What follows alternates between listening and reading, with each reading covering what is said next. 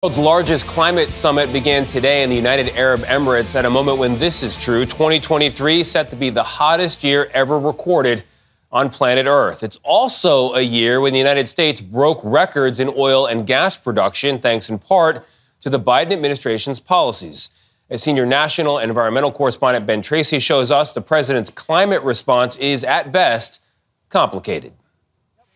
In Colorado Wednesday, President Biden visited the largest manufacturer of wind towers in the world. What's your name? Eddie, I'm Joe. Good to see you. Touting record levels of federal funding for clean energy projects across the country. Building a clean energy future made in America. But he didn't mention that the U.S. is also producing record amounts of crude oil. Planet-warming emissions from fossil fuels are the main driver of climate change. 2023 is expected to be the planet's hottest year on record. Drill, baby, drill. Compared to former President Trump, Mr. Biden actually approved more permits for oil and gas drilling on public lands in his first 2 years in office. And the U.S. is now the largest oil and gas producer in the world. We can't be building new fossil fuel infrastructure.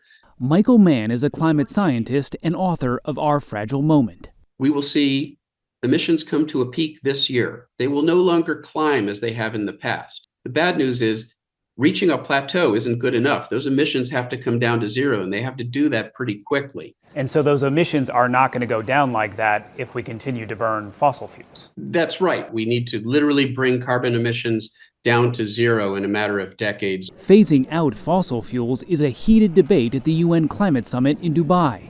Many climate activists fear the process has been compromised by being held in the oil-rich UAE and presided over by the head of its state-owned oil company. It looks bad, it smells bad, and it's probably bad. But he hopes world leaders will rise to the occasion and cut planet-warming emissions before it's too late. For CBS Mornings, I'm Ben Tracy in Los Angeles.